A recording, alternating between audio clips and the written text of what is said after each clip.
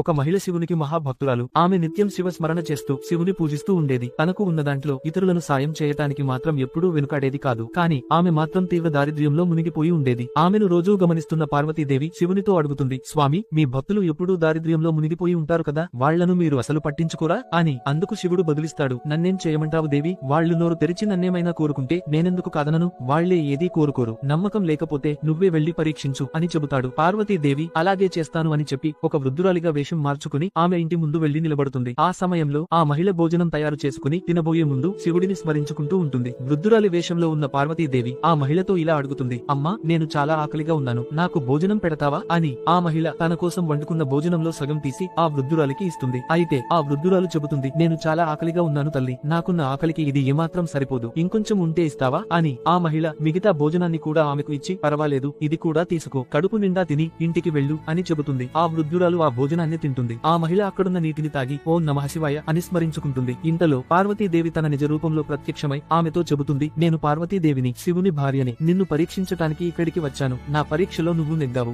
నువ్వు ఏ వరం కావాలన్నా కోరుకో, నువ్వు ఇప్పటి నుండి ఏ ఇబ్బంది లేకుండా బ్రతకవచ్చు అని. అప్పుడు ఆ మహిళ పార్వతీదేవిని నమస్కరించి బదులిస్తుంది, నాకేమీ వద్దు మాత, అంతగా ఇవ్వదలుచుకుంటే నేను ఏ పరిస్థితుల్లో ఉన్నా నా స్తోమతకు మించి దానం చేయగలిగి ఆ తరువాత ఎంత కష్టతరమైన పరిస్థితులనైనా ఎదుర్కోగలిగే శక్తిని నాకు ప్రసాదించండి అని. ఆమె తథాస్తు అని చెప్పి కైలాసానికి తిరిగి వస్తుంది. ఇదంతా చూసిన శివుడు పార్వతీదేవితో చెబుతాడు, చూసావుగా దేవి, నా భక్తుల దారిద్ర్యానికి కారణం నేను వారిని కరుణించకపోవడం కాదు, వారి దగ్గర ఎంత ఉన్నా వారి స్తోమతకు మించి సాయపడటానికి వారు ఇష్టపడతారు. అందుకే నా భక్తులు ఎంత దారిద్ర్యంలో ఉన్నా